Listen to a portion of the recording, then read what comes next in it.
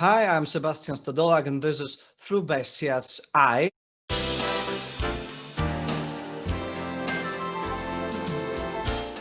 Today we'll talk about capitalism in Latin America. It's a complicated story, but we've got a perfect guest to explain it in details, Mr. Alvaro Vargas Llos. He's an economist from Peru working at US-based independent institute, but presently based here in Europe in Paris. Pleasure to have you with us, sir. Nice to be with you. Latin America is not commonly associated with capitalism. When you think Latin America, you think Venezuela. It seems especially susceptible to socialist ideas. Why do you think? Is it so? Well, most of Latin America has been independent for almost 2 centuries now. And in those 2 centuries, we had a very complicated history. And if I can be very simplistic, the system that has been prevalent throughout the region is a system that we could call crony capitalism, or we could call it mercantilism. In other words, not a competitive, open, free market system, but a very closed system, a very corrupt system, and a system in which privilege was the dominant feature. Now, we have, of course, within that broad framework, we have all sorts of different varieties, including the one you have mentioned, which is authoritarian populism, dictatorial populism. And that's one of the many different types of undemocratic, illiberal systems that we've had and that we continue to have today. But that's only, I would say, an extreme version of something that's been prevalent in Latin America. Authoritarianism from a political point of view, from an economic point of view, a system that was not really competitive, that was not free, in which it was very difficult for those who were not part of a coterie of connections to improve their lot and to make progress. So that doesn't mean that there have not been some exceptions. Of course, there have been, but generally speaking, and if I can be a little simplistic, that's been the system throughout almost 2 centuries. But yet back in the day, in some of Latin America economies, we had a pretty free market. First of all, Argentina, by the end of 19th century, it was almost laissez-fairistic. The already mentioned Venezuela was pretty free market too, when they built their richness back in the day around 30s or 40s. So when they were free, they were rich. What did go wrong? Can we blame populism for this, Peronism or Chavism for this downward spiral that has been created in Latin America? Yes, you've mentioned some of the few exceptions. Yes, Argentina in the 19th century, in the second half of the 19th century, even at the beginning of the 20th century. Uruguay is a much less known example, but it was just as successful as Argentina at the end of the 19th and the early 20th century. Mm-hmm. And I would say, well, Chile, of course, in the last 25, 30 years, has been a very, very successful democracy. But all of these cases, of course, need to be nuanced in the sense that they did not last very long, or if they did last for a few decades, they did not have within them I would say, the kind of structure needed for a more permanent type of system. It would be, of course, it would take a long time. It would be complicated to go into any kind of detail in all of these cases. But I would say that in all of those cases, the fact that that populism at one point began to emerge with a lot of strength within certain circles, first academic and intellectual, and then beyond that, meant that those systems were going to be challenged, and they were challenged, in a very successful way. In the case of Argentina, yes, Peronism had a lot to do with this. Populism emerged before Peronism in Argentina. You could already trace it back to I think you could trace it back to the end of the 20s and early 30s, in other words, in the midst of the Great Depression. And in other parts of Latin America, you had populism too, like in Brazil before the 40s. But in Argentina, I think populism in the 40s with Peronism reached a kind of heyday. And that had a lot of influence, not only within Argentina, but also beyond Argentina throughout the region.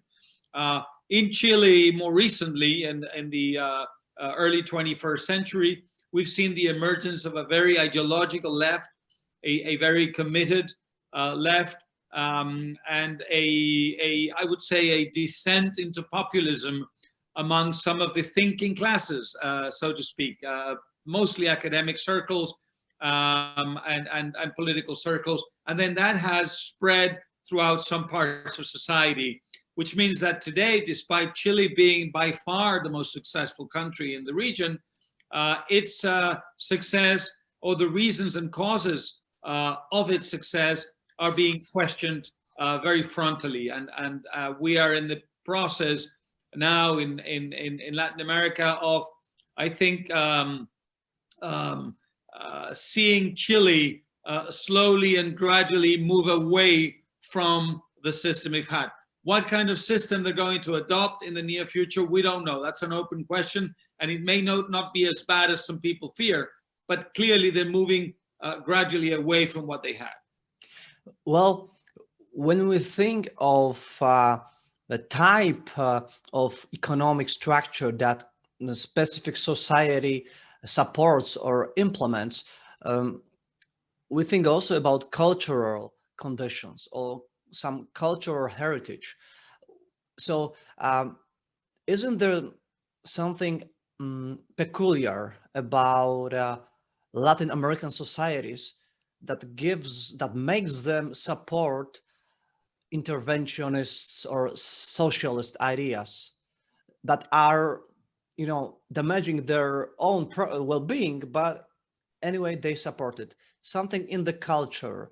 When you read books written by Latin American authors, most of them, I mean, you know, fiction, most of them are supporting those kind of non-market socialist ideas, with your father being an honorable exception to this rule.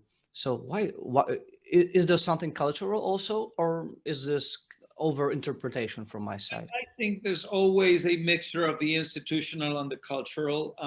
Exactly in what doses or degrees, that's always a debatable question, but clearly culture is part of it.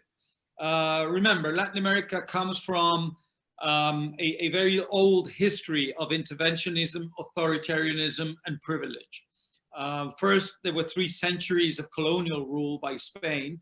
The kind of system that ruled over Latin America during the colonial years was a very mercantilistic and very closed system, a system based on monopolies. And it was, and when I say monopolies, I mean politically sanctioned monopolies. And clearly that had an impact on the early days of the Republic, in the early 19th century, in most cases in Latin America. And then throughout the 19th century, that authoritarian mercantilistic legacy influenced both conservatives and liberals, who were permanently fighting each other. And by fighting, I mean really fighting wars and civil wars most of the time. And you had strong men, caudillos, taking over from each other from one time to the next. And whether they were called conservatives or liberals, essentially, with some notable exceptions in the case of the liberals, essentially they embodied the same kind of system. The only difference being that Spain was no longer the colonial power, the countries being at the time independent. But that was the system that was prevalent. Then we never overcame that legacy, even as far as the 20th century. You can always see, even with modernity and technology and globalization, you could still see those roots playing a very significant role in the structure of those societies. So I think that kind of legacy has been kind of mixed up or intertwined with cultural factors, the world of ideas, the world of incentives. All of that has very much created its own legacy in terms of the kinds of ideas that we've been passing on to the next generation. So I think that both institutional and cultural factors have played a very significant role. But then, now when you look at the economic state of affairs in Latin America, when you look at the obvious failure of those policies that we already mentioned, there's no doubt, or there should be no doubt, that they were wrong, that we need to change something. Maybe we need to follow free market model. And yet, when you talk with people, they say, no, it is not a fault of those policies. The reason why some of Latin America economies stay poor is because of the external factors. For example, because of American imperialism. And this is the argument used, for example, in defense of Venezuela these days. How do you think those external factors should be judged when thinking of the development of Latin American economies? Well, if you look at the world, many countries that are extremely successful today were colonies only a few decades ago. Many of the countries in Southeast Asia that are very successful compared to Latin America were not only very poor, they were also under colonial rule until not that long ago. And yet those countries have been able to overcome that legacy and become very, very successful.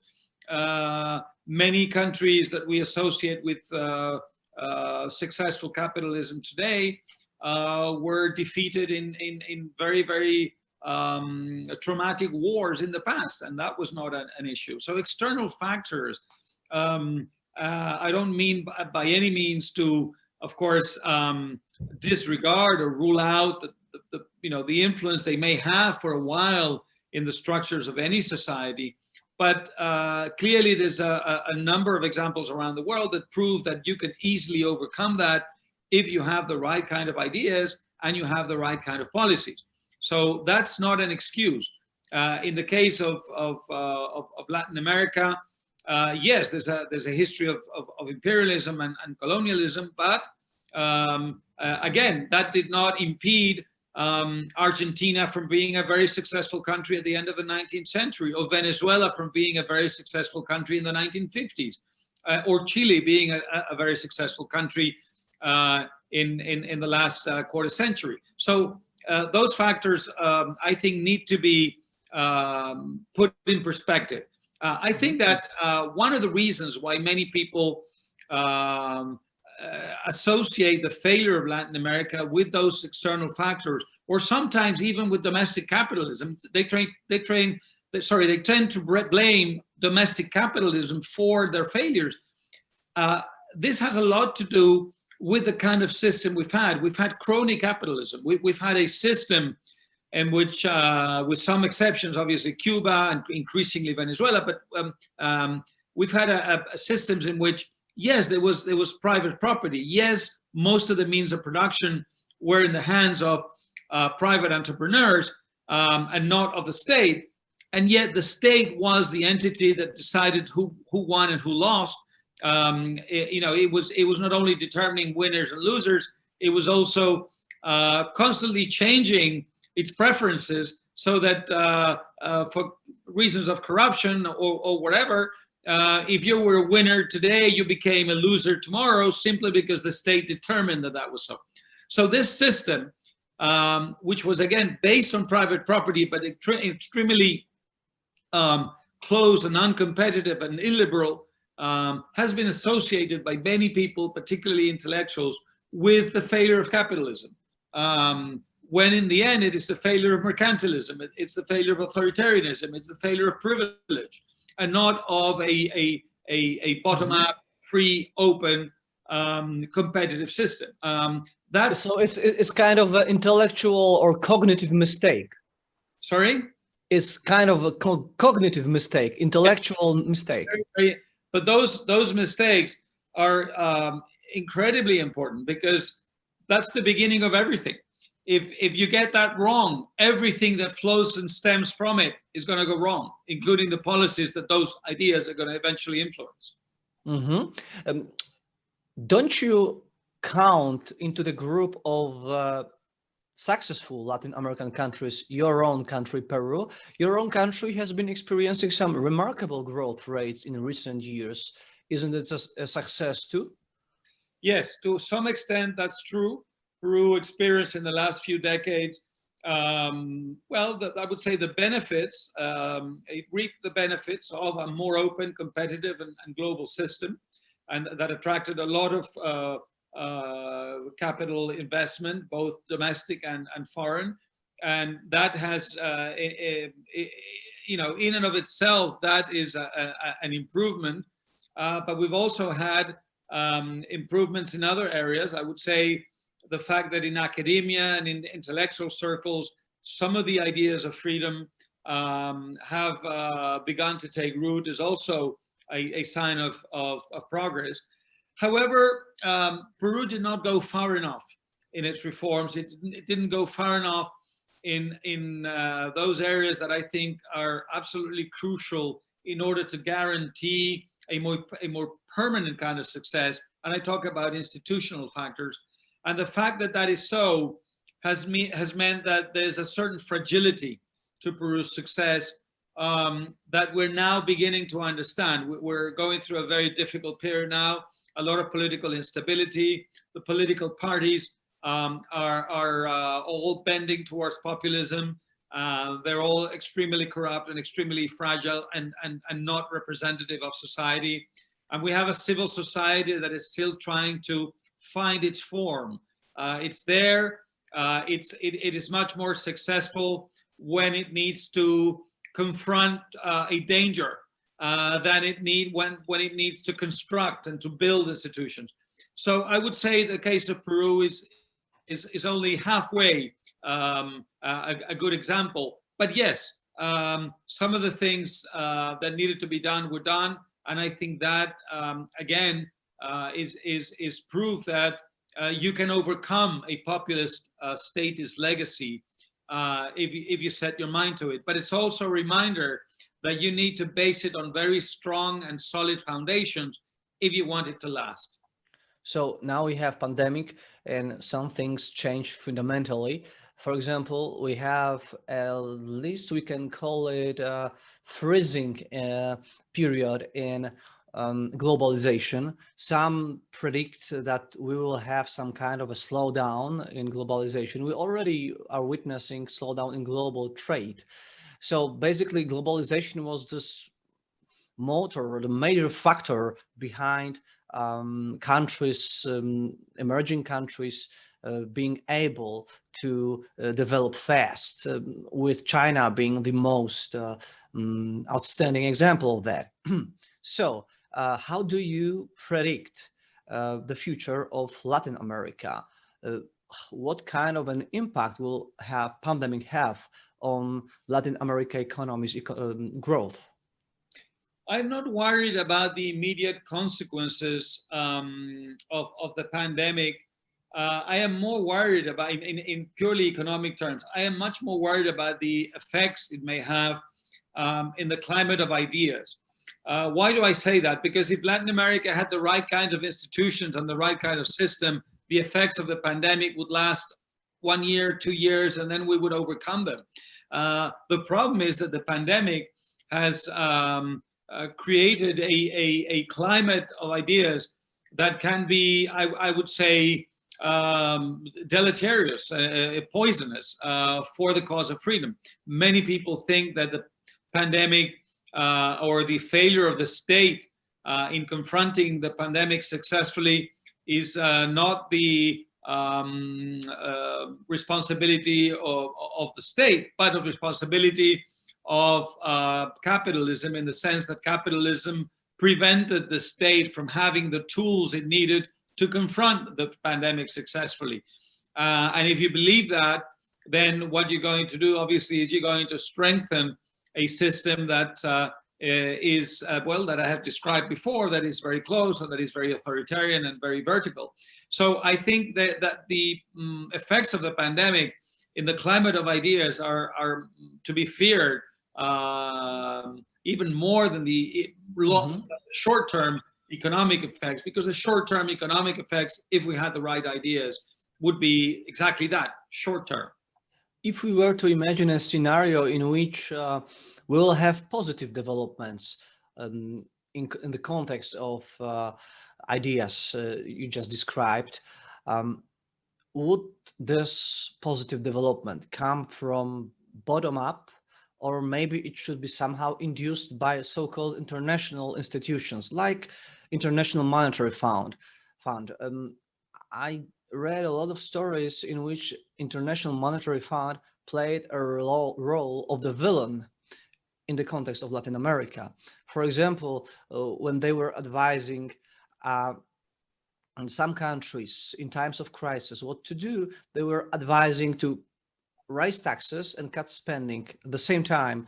Well, cut spending, okay, it's always a good idea, but raise taxes, when you want the economy to prosper in the long term, you'd have to have your citizens being able to use their money as they please. So actually, basically, the question is where this positive impulse for the ideas could come from the inside of a specific country, or from the outside as kind of an import? I think it's a mix. You know, in the I would say in the early 1990s, the ideas of freedom and liberty began to take root in Latin America, and in many cases that was because of what was happening in Eastern Europe and Central Europe, and of what was happening globally. So there was an external influence, no doubt, but those ideas wouldn't have caught fire, as it were, if there hadn't been domestic actors involved, intellectuals, academics, political parties, journalists, many media outlets. So it's always going to be a combination of the two. In the case of the International Monetary Fund, yes, I think you are correct. What tends to happen is very simple. Many governments in Latin America spend more than they can spend, more than they can afford. Once they run into financial trouble, they call the International Monetary Fund. The International Monetary Fund will lend you money in exchange for adopting certain policies. And the International Monetary Fund is not known for defending the ideas of liberty. It's known simply for trying to bring a bit of sanity into the state's or the government's finances, and the way it does that is exactly what you described: raise taxes and maybe cut a bit of spending, but essentially raise taxes. And that, of course, is the worst thing you can do in a situation like that. But it's also bad from an intellectual point of view, because if people associate free markets, and people tend to associate, again, it's a cognitive mistake. If people tend to associate the International Monetary Fund with the spread of free market capitalism around the world. So if you associate that idea with raising taxes and making the people's life very miserable in the short term, you know, you're going to be doing a great disservice to the cause of freedom. So I think the last thing we want, those of us who defend freedom, the last thing we want is people in Latin America and elsewhere in the emerging world to associate our ideas with institutions such as the International Monetary Fund, whose involvement, again, is owed essentially to the irresponsibility, the fiscal irresponsibility of some of these governments. Let me ask you also about your personal story. I'm sure you would call yourself classical liberal. Am I correct? Yes. So your In- father, yeah. In Spanish, the good thing about the word liberal is that we don't need to qualify. We don't need to say classical liberal. You just say liberal in Spanish, and Same in Poland. Same in Poland. But for example, American audience, it's different thing. yeah. Yeah. So your father, Mario, world famous writer, is also known as a supporter of economic freedom. He even took part in presidential election some years ago. I guess it was 1990.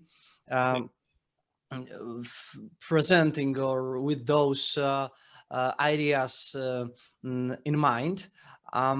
So my question is, did you convince him to liberal ideas, or did he convince you?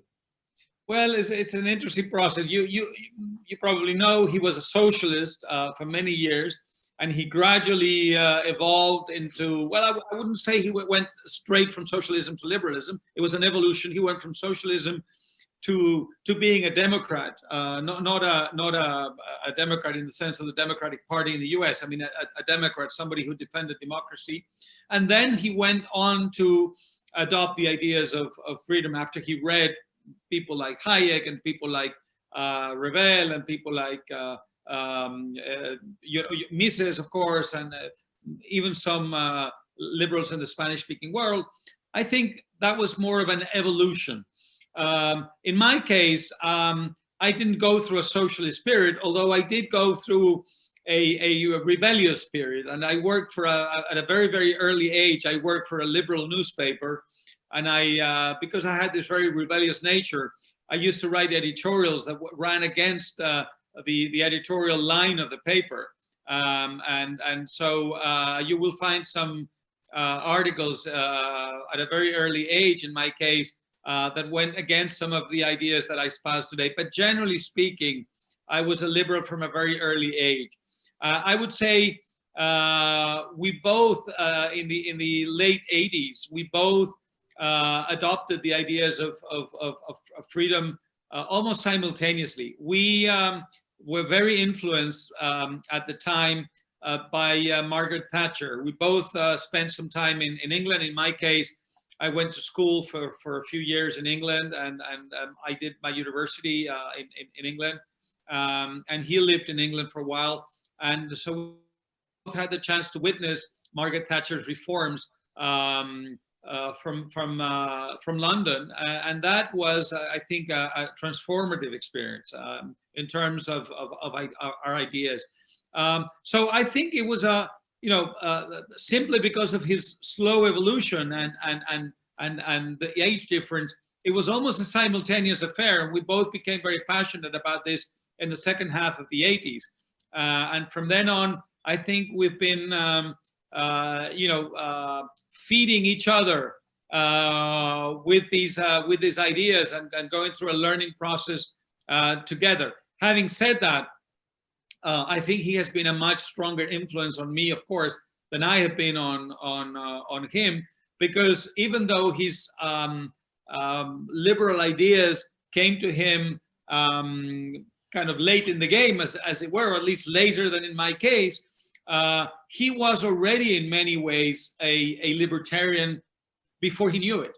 If you read some of the things he wrote when he was a socialist, you could see how uncomfortable he was with the countries that at the time stood for socialism, and with the ideas that stood for socialism, and with the intellectuals that defended socialism. And his kind of socialism always had a libertarian element that when you read those texts, become very evident and very obvious today, and in a way establish a line of continuity between what he was defending and espousing then and what he defends today, even though at the time he was supposedly defending only socialism, and today he's defending liberalism. By the way, do you write some fiction? No, I don't. I wrote a few short stories when I was a young kid, but no, I was attracted to nonfiction, both through journalism and through essays and pamphlets from a very early age. And that's what I've been doing for a long time. And giving a lot of speeches. I do that a lot as well. Thank you very much for your time and for this wonderful interview. And have a nice day in Paris. Thank you. Same to you. Thank you. Okay.